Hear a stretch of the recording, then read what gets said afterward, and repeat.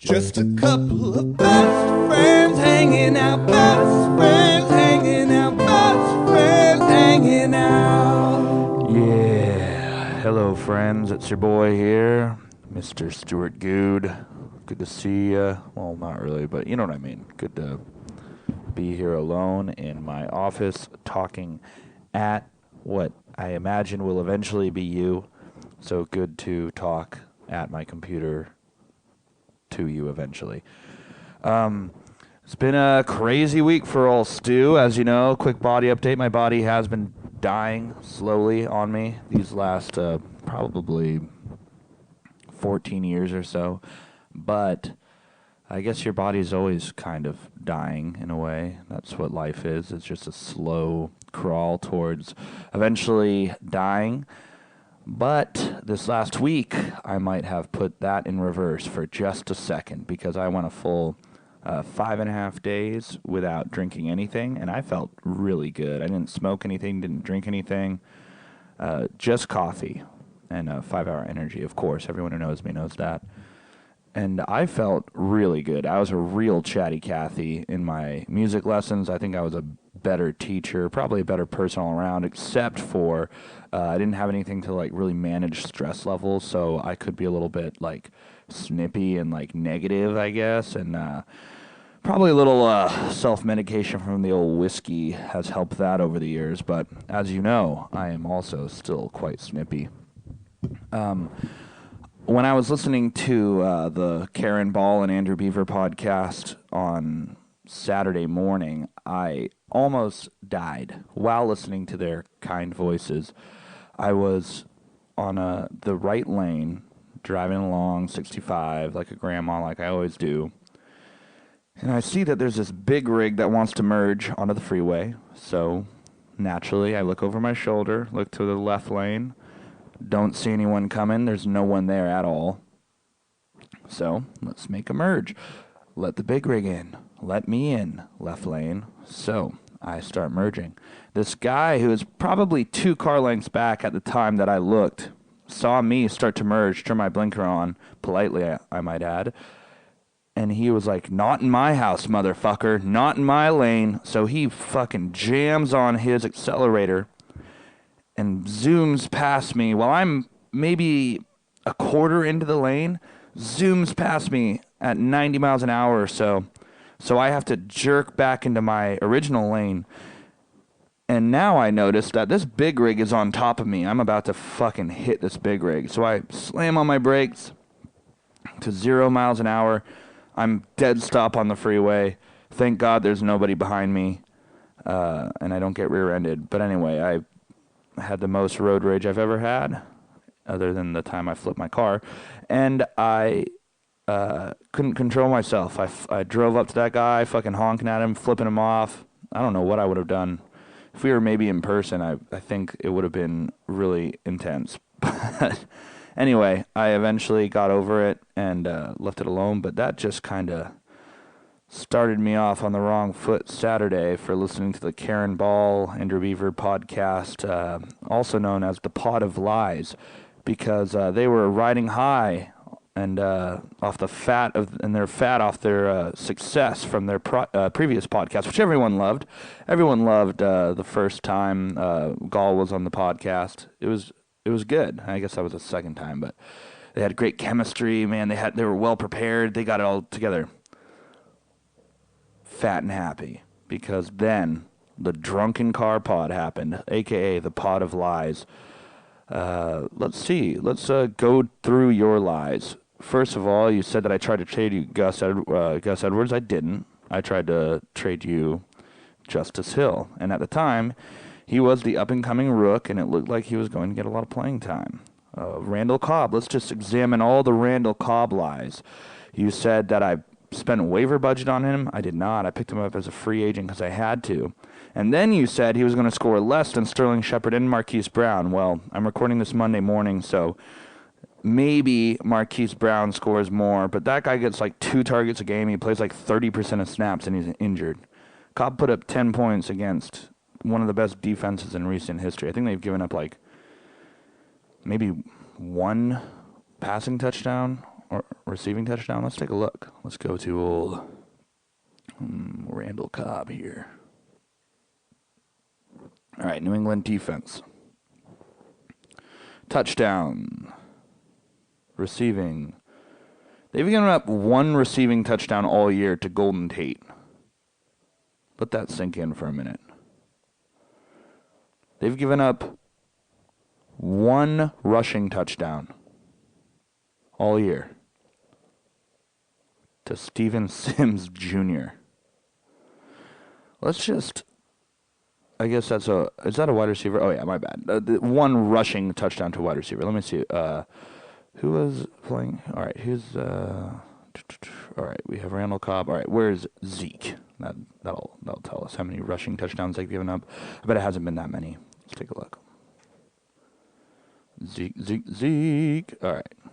Oh, motherfucker. Thank you. We'll be right back. Thank you for your patience, Yahoo. Well, unfortunately, patience is what I don't have right now because I'm live in a podcast. All right, there it is. So, they've given up...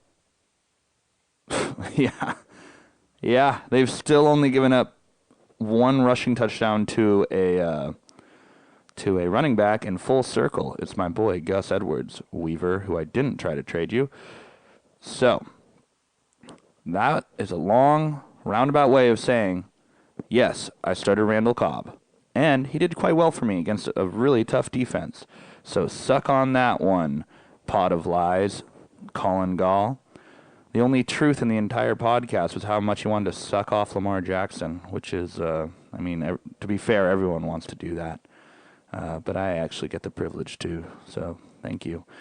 But I had a surprise out from Jordan Howard and Alshon Jeffrey, so I pretty much started the lineup, the only lineup I had. And apparently James White is just yesterday's garbage all of a sudden because he got 2 attempts for 5 yards, and I don't think really many targets, if at all.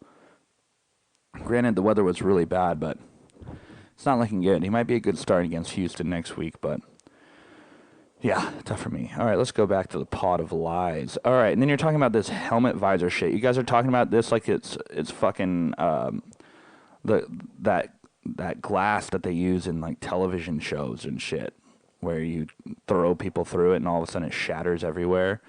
Dude, when have you ever seen a visor break? Why would that even be a thing that would, affect a quarterback's decision whether or not to wear a visor? Plenty of quarterbacks wear visors. Cam Newton wore a visor. Vankel Vick wore a visor. When have you ever seen a visor break? It doesn't happen. So that was more lies. And then Colin's rant on dumb jocks because of CTE. Okay, let's break that down for a minute. CTE is due to head injuries. How many sports in high school open up their athletes to head injuries? So, I guess you could argue that you could get a head injury in every sport, but mostly it's football. Maybe a little hockey here and there. The reason why dumb jocks are dumb jocks, and the reason why they don't know what's going on in the classroom, is because they spend all of their time outside of the classroom not studying. They spend it all working out, going to football practice, going to basketball practice, fucking hooking up with all the hot chicks. That's what they do. It's not because they have CTE at age 14, Colin.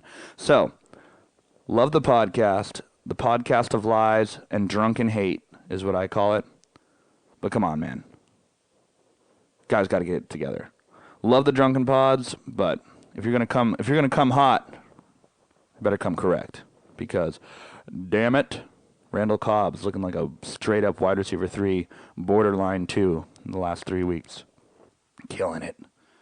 All right, so we've got a lot of awesome matchups last week and this week, but I just kind of want to go over a little bit of a heartbreak in Carolina. That was girlfriend broke up with me, married my brother, and my dog died while I was stationed in Afghanistan kind of feelings. They, it felt like they weren't going to win the whole time because they kept doing all that classic shit where the NFL karma gods are like, you definitely aren't going to win this game. Missed 2 extra points and tried to, make up for it with a 2-point conversion. Didn't convert that, so there's 3, potentially 4 points on the table there. Missed, we'll get into that in a second. But, man, they have muffed a punt. They actually went for it on 4th down quite a bit, and I think 2 of their touchdowns came on 4th down. So it was a really exciting game. I had so much hope. There was 4th and inches. The Saints decided to go for it on like their own 35 or something, and we stuffed them. And I was like, dude, that's the fucking game. There's 4 minutes left. We ran the clock all the way down to the 2-minute warning, and it would have been a touchdown for sure, but there was a pass interference, very obvious pass interference. And those things never get overturned, but this one was. So I was like, oh, shit, now we have the ball on the 1-yard line with a little over 2 minutes. We can, try to run the ball a few times. We got stonewalled. Then we tried to pass it, leaving a lot of time on the clock. So let's just go for the boot. Easy field goal. I mean, we could have been directly in the middle of the end zone, and it would have been just as easy of a field goal.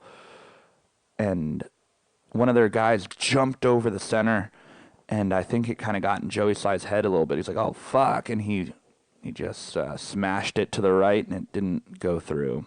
So then they have the ball on wherever the yard line is that we, snapped it, kicked it from, probably like the 15 or something like that.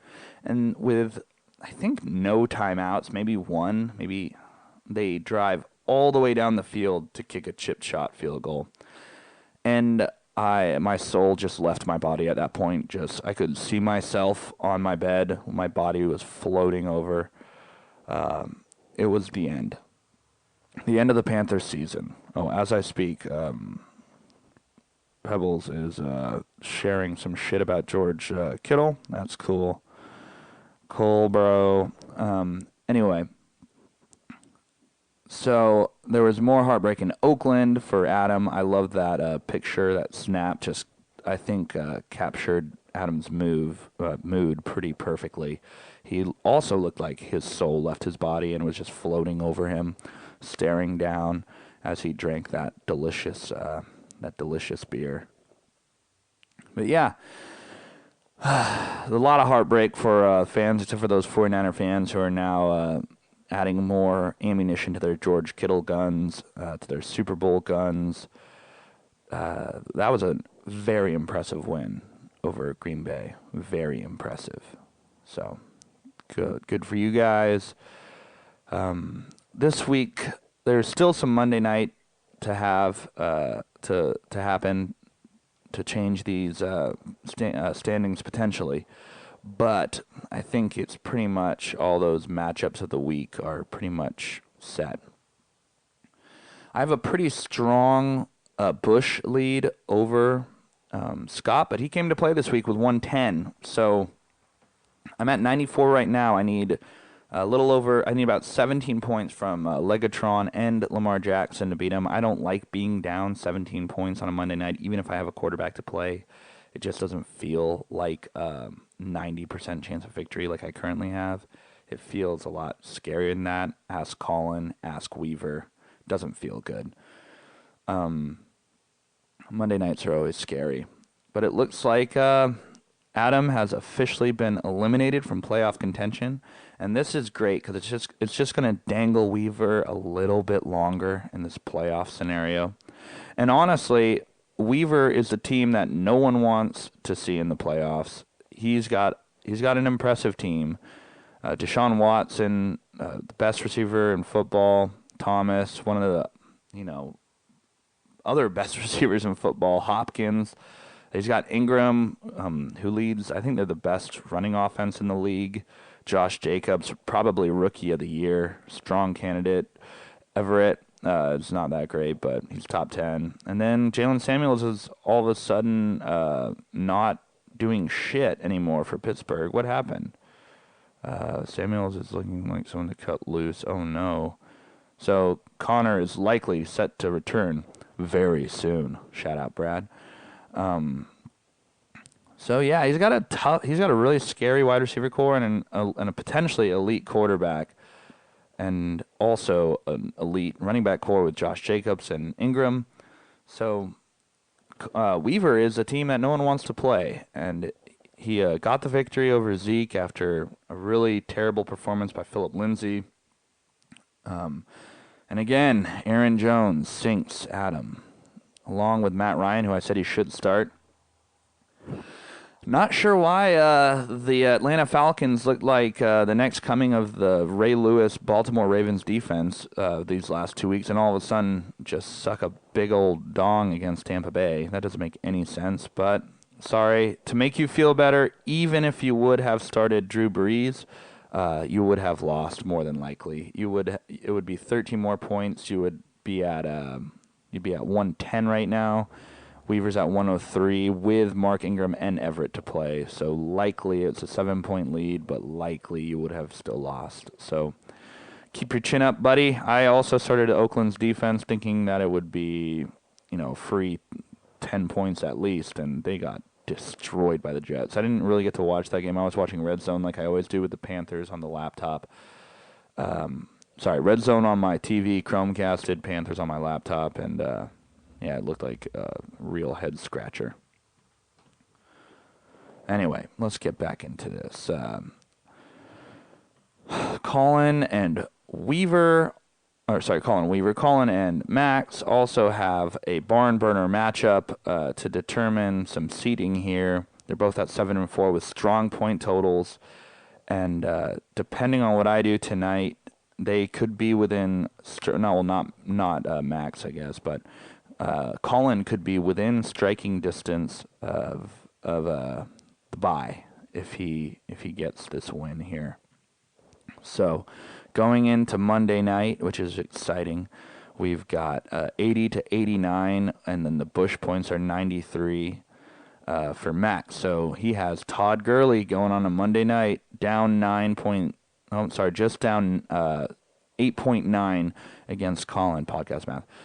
Calvin Brate, who you were, Cameron Brate, who you were bragging about in your pot of lies, had a whopping 1 target for 0 receptions, 0 yards, and 0 touchdowns.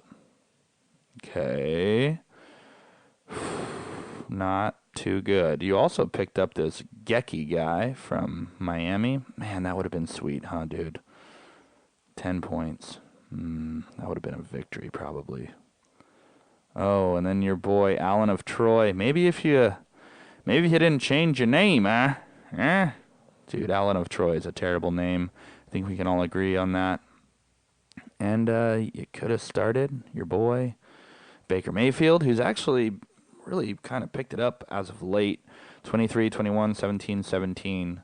So above average, I would say. Not great, like Lamar Jackson, who we all love. But he had 23 this week, and he's just trending upward, slowly but surely trending upward.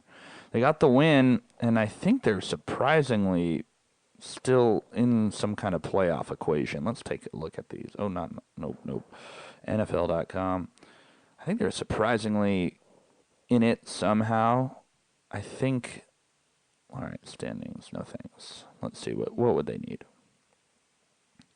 5 and 6. I think they're one win out of a playoff spot, which is kind of crazy. Playoff picture. Let's click on that. In the hunt. All right, so the Raiders, and this is, I don't think this is taken into account, this loss that just happened. But yeah, the Browns are right. Oh, no, I think it definitely has. Yeah. So the Raiders are still in the running. Right now it's Steelers in the 6th seed and Bills in the 5th seed. So it's really only that 6th seed that's going to be up for it, I think, because the Bills are 8-3. That's pretty tough. The AFC South is also up for grabs. So Colts and Titans both at 6-5 and Texans at 7-4. The Browns at 5-6, the Raiders at 6-5, and the Steelers at 6-5. And then one of these AFC South teams, those are the teams that are vying for the last seed in the wild card round there. And the Panthers pretty much fucked themselves. They would have been probably not a wild card, but they could have been a division contender because they would have been 6-5. The Saints would have been 8-3, and then they would have had another head-to-head. So if the Panthers won that one too at home, then they would have just needed one swing in the win column, loss column, and they would have had the tiebreaker. But alas, it is not. All right. So anyway, enough about Baker Mayfield. I don't know if Todd Gurley gets it done here for Max. I kind of hope he does because I'd love Colin to lose, and then I pretty much sew up that second seed. Okay, so again, back to our DJ Moore, Odell Beckham Jr. Odell Beckham Jr. had a better game this week. I'm going to do a player comparison tool just because I think it's fun. Plus, I got the freaking bonus of getting Melvin Gordon. But DJ Moore, my guy, man, he had a freaking game. 2 touchdowns, some long receptions, over 100 yards, close to 30 points. I think he had 29. Feeling really good about DJ Moore going forward. If his routes are looking really good, but what he's really elite at is his yards after catch. So, freaking DJ Moore, it's awesome to have him, especially because Julio Jones has been pretty terrible, pretty average, I would say. 9, 11, 9. Then he had a 20-point game, but then it was 12, 14, 5, 7. He just hasn't really been doing it, getting targets and almost 1,000 receiving yards, but doesn't get touchdowns for some reason. He's just frustrating. So DJ Moore has kind of emerged as my wide receiver 1, which is crazy. The last 4 weeks he has 29, 13, 16, 13. And then 6, which was shitty, but then that was against the Niners where everything was shitty, and then 12 and 12. So then he had a 13-point game to start the season. Man, DJ Moore, how about it? I wonder where his ranking is for all players, wide receivers. Let's look. Fantasy points. DJ Moore, 1, 2, 3, 4, 5, 6, 7, 8, 9, 10, 11, 12, 13, 14. He's the 14th best receiver in football. Beckham is all the way down. 1, 2, 3, 4, 5, 6, 7. About 7 slots below him. So where would DJ Moore have gone using Weaver's little if, the position ranking by position drafted.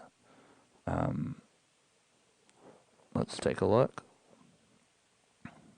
That'd be 1, 2, 3, 4, 5, 6, 7, 8, 9, 10. And the third round, 11, 12, 13, 14. He would have been drafted in the 4th round, which he wasn't. He was drafted in the 5th round. But anyway, getting off topic here. DJ Moore, what a guy. What a guy. So that all being laid out here, it looks like it's going to be obviously Bill in first, and he might overtake me in points for to win that tiebreaker. I'll be in second, and then depending, it's going to be, God damn, Brad, 62 points? All right, so that'll drop you for sure. And Dunn could come up to 5th. So it looks like it's going to be, if I had to guess, I think it's going to be Colin who wins tonight, but it's really a coin flip. So it'll be Bill, me, Colin, Max, Brad, Walrus, and then in the 6-7 spot, it's going to be Weaver and Pebbles. So Pebbles against a suddenly resurgent Count Chocula, and my boy Weaver against Allen of Troy. So that's a tough out. Some East Wing on East Wing violence there. All right. Now I better hurry up and get to this week's matchups because I don't want Evan to turn me off to cancel me. The network, Evan, the network, he'll cancel you if you're over 45 minutes and you're drunk. All right, where are we at here? Matchups. Oh, shit. Now I got to go to week 13. This is going to be a bitch. Hold up. Oh, man, this is going to be really annoying. All right, so it's Ferd 11 versus Hawk and Cock. Nice. All right. This is a little bit of a toss-up here. Who do I have on my bench?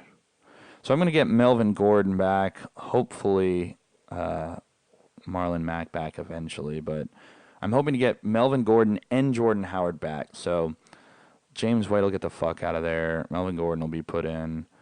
It's kind of tough doing this this matchup preview with all the bye weeks. So I'm trying to assume who's going to be playing by looking at the bench and also the opening slots here. I think it's just going to be a little bit of a toss-up regardless between me and Brad. He's going to get Gallup back. He's going to get do you even start Kirk? That's the thing. Like, Gallup is really fucking good. Dak Prescott will probably, I mean, Buffalo, I would rather play Aaron Rodgers versus New York Giants. So Evans always dangerous, especially against Jacksonville, which is just pure trash. Galladay against Chicago, that's going to be a good one. I could very well lose this game. I mean, how has Scarborough done? Has he done anything? All right, so he had, freaking A, 14 and then 18. Bo Scarborough. It's a tough one, huh? So I still take myself. I'm going to pick myself to win here. I got Jackson, DJ Moore. I got Jones against New Orleans. That's going to be a shootout, hopefully. DJ Moore against Washington. I think he scores a lot. I'm probably going to start Alshon Jeffrey and Jordan Howard against Miami if they're back. And that's going to be a tough pill to swallow, I think. I think they go off on Miami because that offense is good unless they play good teams. If they play bad teams, that team is really good. I'm going to have Melvin Gordon against Denver. So I think I win. I think I win well and get that bye, that playoff W. And by playoff W, I mean on to the second round, baby. All right. I'm the Walrus versus Count Chocula. Pivotal matchup. One of the matchups of the week.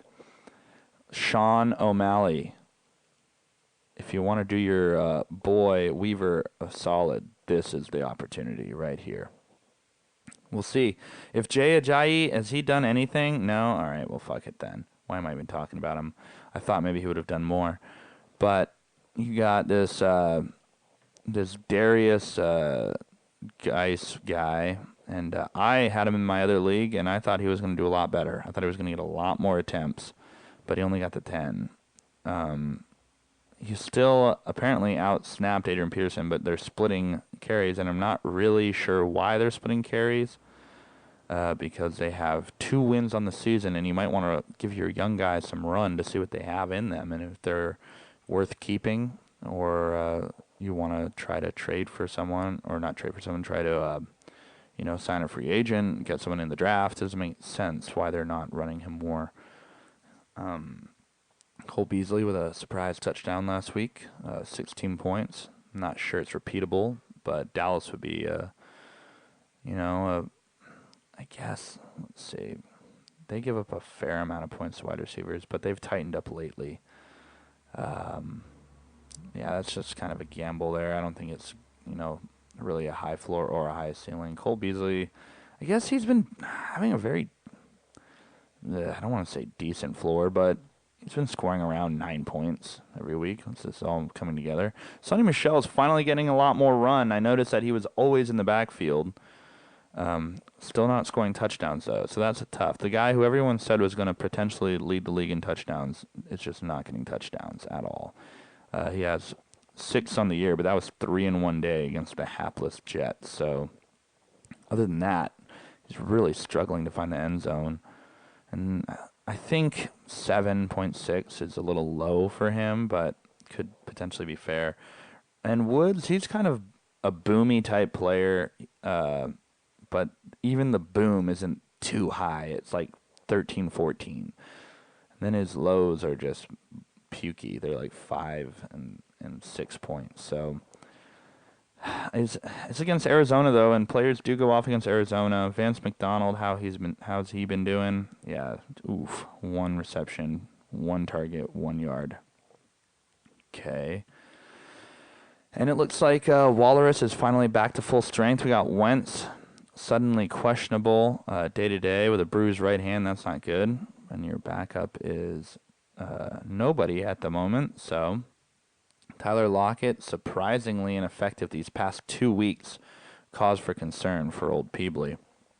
Golden Tate, Sterling Shepard back. He got a touchdown, but without the touchdown, it would have been about 5 points for Golden Tate. So it's maybe a little bit up in the air. Thielen, been questionable forever. Is he finally going to play?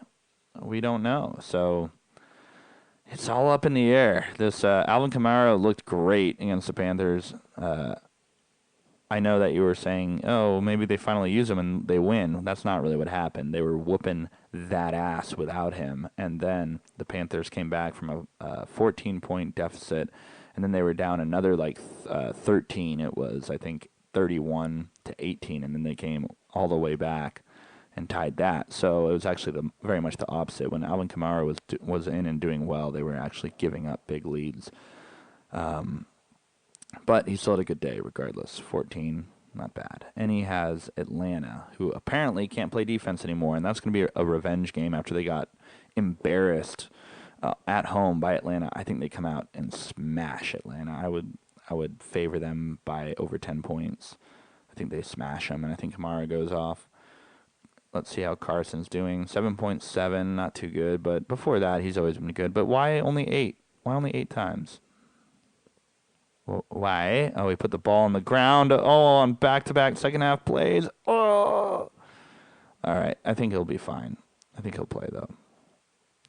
Andrews, Waller, always great. Probably one of the best tight ends in football, don't you think, Peebley? You got to pick Peebley to win this one. You root for Sean, you root for Charkula, but your heart roots for Count Charkula. Your brain bets on Walrus, and that would effectively eliminate my boy, Weaver. And that's the matchup we'll get up into next. Weaver versus Allen of Troy, a.k.a. Mine Chubb.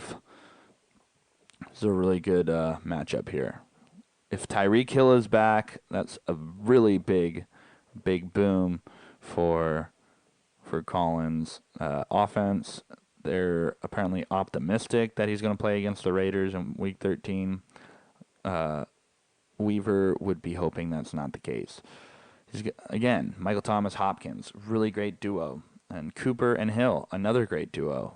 They pretty much cancel each other out. So at that point, it'd be D.D. Westbrook, who's been, I don't know why he's projected 10 points. He's only really gotten more than that three times, against John Brown, who I think has been playing well lately. He salvaged his day with a touchdown. Would have been really sad if not, with 2 receptions, 39 yards. But before that, I mean, that 31-point performance definitely sticks out, and these targets are looking healthy. And it's just a dangerous game to play when you have that stack. I love stacking a quarterback and a wide receiver. Excuse me. I think it's awesome because it's like that. When you get that stack hit on a touchdown, you're just like, suck my ass, bro. Or whatever. And I already went over Weaver's lineup with Jacobs and Ingram. Really good. Definitely better than Chubb and Coleman. Coleman, a little bit of a better day. Had that touchdown. But still, I think it's cause for concern. I think he's more around this 4, 9, and 7 range generally than the 37 he scored against the Panthers. How did Jones Jr. do? Did he get another touchdown? Nope. But he always gets touchdowns, so you got to go with Marvin. And that's a infinitely better flex than Samuels. But you're going to throw Boyd in there, and he's been getting a lot of. He had 9 targets this week and 8 targets 2 weeks ago.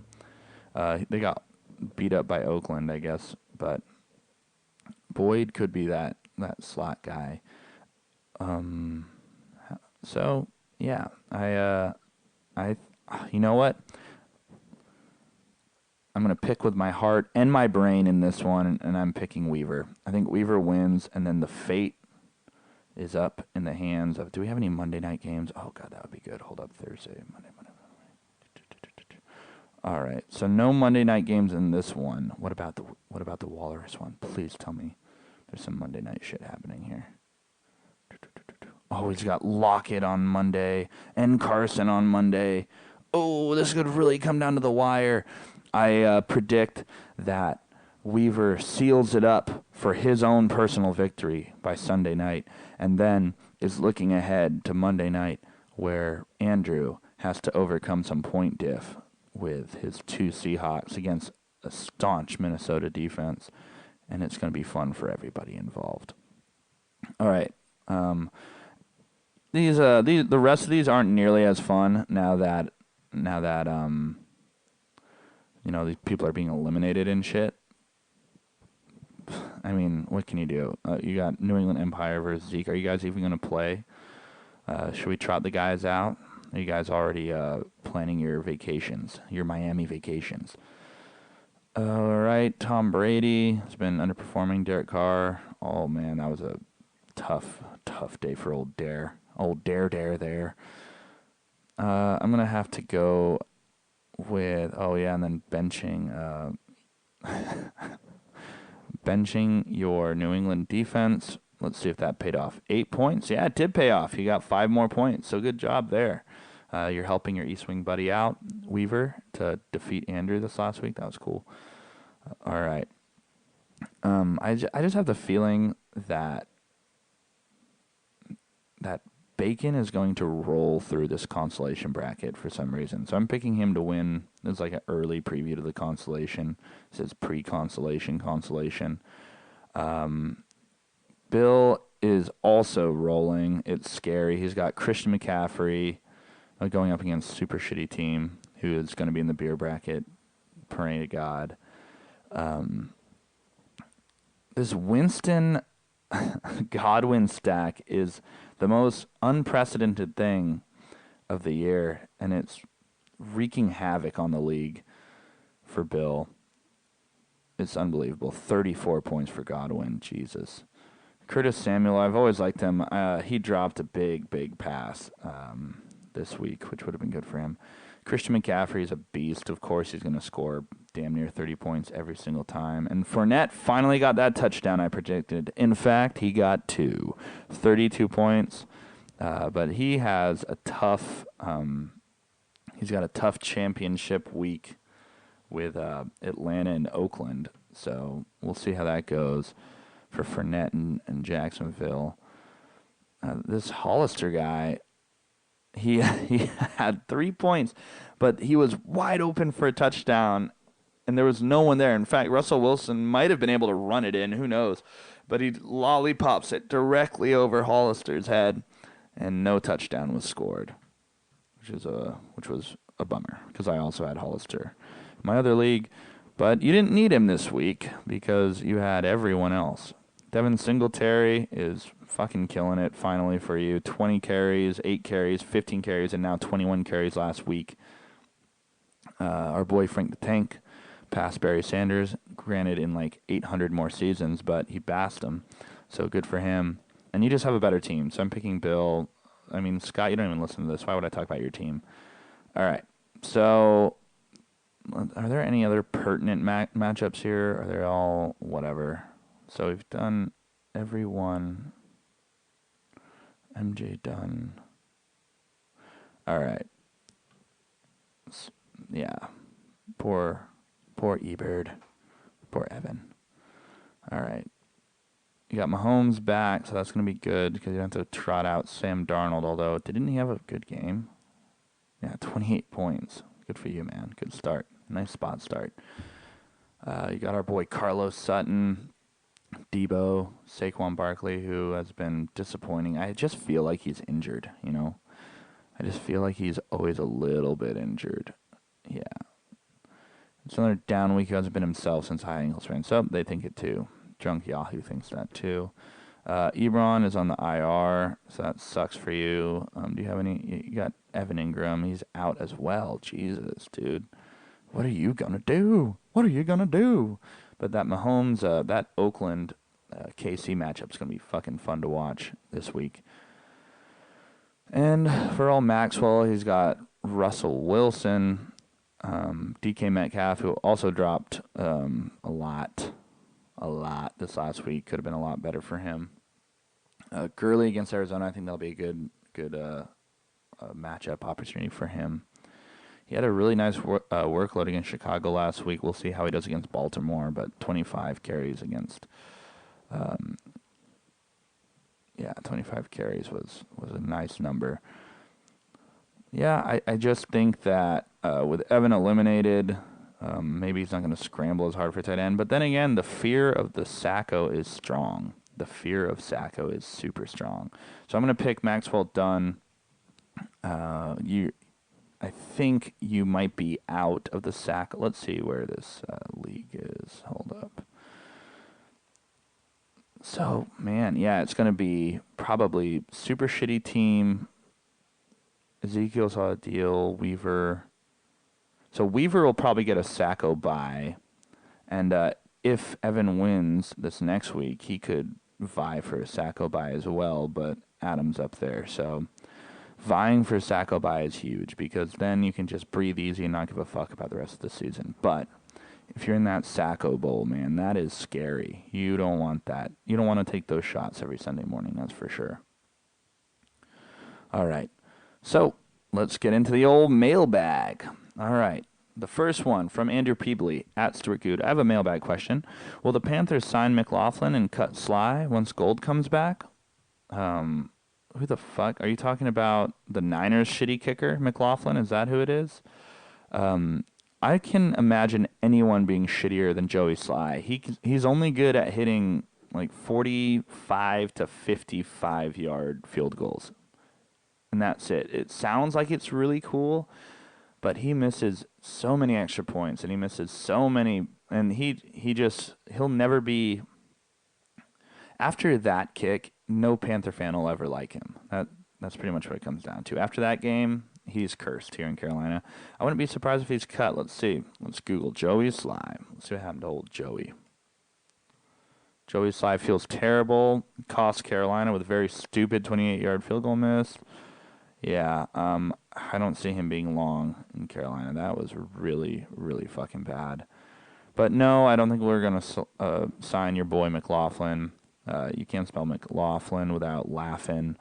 And no, we will not sign him. Thank you, Peebley. All right, from Bill Arnott. Hey, Stu. Long-time listener, big-time fan of the podcast. I love your hot takes and podcast math. Thank you. I'm pretty good at it. Always a chuckle. Anyway, for the record, Bill, you said anyways, but anyways isn't a word. It's anyway. So just, throwing it out there. College-educated kids, all of us. Anyway, I would love to hear your thoughts about the potential next champion. I feel my reign as champ has been just and fair. Think of Xerxes from 300. I think you meant Xerxes. Is that how you spell Xerxes? Really? Oh. I don't think so. Anyway, think of Xerxes from 300. Well, he's kind of a dick too, right? He was just conquesting everyone. Well, I guess you do conquest everyone too. All you require is an offering of earth and water, so weed and alcohol. That's true as well. You know what? I think that's a very fair comparison. You are Xerxes from 300. A little more masculine, but you're up there, man. Dominant. My question is, who would the most annoying potential champ be? By the way, you're included in this. Okay. Yeah. So I would probably be a pretty annoying champion, not going to lie. I definitely would be an annoying champion. I would be probably not the people's champ. I think the power rankings would probably be... Probably Scott being champion would be most annoying just because he doesn't care. And everyone would be pissed, and he wouldn't talk, and then he probably wouldn't change the plaque, and probably we wouldn't show up to the draft. So that would be annoying. So I'd have to put him on the highest part of the power rankings. Then me being Gloaty would definitely be up there. I think Colin would be near equal to Gloaty as me. So beyond that, I don't think it's that bad. I think Brad would be a just and fair champion. I think Weaver would be a fair champ. I think Adam would be a good champ. So probably just me. Oh, O'Malley might be a terrible champion. I don't know. Yeah, he'd be rough. He'd be a rough champ. But he's about to be a 3-time Sacco. So that's pretty great. I think there's a few more questions here. Oh, next thoughts on a Frisbee touchdown reunion in Las Vegas for a Raiders-Chargers game if timing works out? I would love to go to a Raiders-Clippers game. That would be super sick, especially in Vegas. I imagine the tickets are going to go through the roof there. But, yeah, that would be awesome. Although our league has been avoiding Vegas for quite a while. I think Pro Vegas includes me, Colin, Weaver, probably Brad would be down, but that's pretty much it. Everyone else has been against going to Vegas because it's just not their scene, man. So I don't really see it happening. And then lastly, predicted Niners record at the end of the season. Well, let's pull it up. Schedule. Let's pull up the old Niners. Oh, motherfucker. Yeah, this is always the best part of the podcast. Me trying to figure out how this shit works. All right, here we go. So they're at 10-1 right now. What are they at? Is that it? 10-1? 10-1, Jesus. All right. Schedule. So they could definitely lose against Baltimore this coming week. I think they do lose. I think it's going to be a great game, though, so that would put them to 10-2. New Orleans, they could also lose on the road against New Orleans. I think they win that game, but I'm just going to be safe and say they win. So they're 11-2. They should beat Atlanta 12-2. There's a toss-up. LA, they should beat them, though. And that'd be 13-2, and then they're at Seattle. I see them losing to Seattle again, and they'll finish 13-3 is my prediction. 13-3. I think that the Niners will get obviously, depending on how the Seattle Seahawks shape up, which I'm going to look at their schedule really quick, because they could win the tiebreaker. So that would be scary. They're right now 9-2. They have a little bit of an easier road. They've got Minnesota, which they got them at home. That's going to be a tough one, but I think they should be favored in that one, probably by a field goal, 3.5. Probably just right in the old Vegas zone. That home gives you 3 points type of look. Seattle at LA, they should win that one. Seattle at Carolina, they should win that one. Arizona at Seattle, they should win that one. And then it could be for the division at Seattle, and they should be favored, I believe, at home against the Niners if they are 13-2, and the Niners are 13-2. So am I predicting the Seattle Seahawks to run the table and go 14-2? I don't like that prediction either, but that would be a really fun game that would probably get flexed to the night game. San Francisco at Seattle, Week 17, possibly for the division, but 13-3 I see for the Niners. Oh, and look, you snuck a little life update in there. All right, you quit the PCT, but you did 1,300 miles. You moved to Bend, Oregon. Sounds awesome. You got a job that fixes outdoor gear like skis, jackets, bikes, etc. And you had a lovely weekend with Peebly and your girlfriend is alive, picture to come, but you did not attach a picture. So how far is Ben from Portland? Let's see what this looks like. It's 3 hours away. So basically, in your update, you're like, I just walked 500 miles, and then I walked 500 more, and then I walked another 300 miles to land at Peebly's door. Da-da-da-da, da-da-da-da, da-da-da-da. I got a job that fixes outdoor gear like skis, and jackets, and bikes, and jackets, and bikes, and my girlfriend is very much alive. All right. Cool update. From Bill. And then from a fan. Who hurt you? Luckily, I know who this fan is because his email address was from Sean O'Malley. And I would say you hurt me pretty deeply when you beat me earlier with your dog shit team. That was offensive. I could have been in the running for the first overall pole position right now. But also, when you swiped Williams out from under my nose, and pretty much everyone's nose. What was the budget on that, by the way? Fab bids. Yeah, I would have had. I didn't have enough. You knew what was happening. You bet one more than the bid I had. That was pretty hurtful. But yeah, who else has hurt me in my life? No, I've lived a pretty charmed life. What can I say? Everyone has a little bit of heartache here and there, but whatever. Jonathan Williams, you're a flash in the pan, baby. You ain't shit. But it could win you the Sacco Bowl if it turns out Marlon Mack doesn't come back. So, way to manage your waiver budget, you dickhead. All right. And finally, from Adam Bolenbaugh, would you consider writing an 80s rock-style ballad about football, NFL, or fantasy? It could border on the fence of love for Cam and love for not losing in fantasy. I could also imagine growling as part of the pre-chorus. The answer to this question is absolutely not. I would never do something like that. Even though I just did a Bill-themed version of the Proclaimers song, I'm Gonna Be, a.k.a. Walk 500 Miles. No, I would not write an 80s ballad. All I do is write killer jingles and straight fire rock and roll songs. So the answer is no, but maybe if you come back for the podcast, we can make a little trade.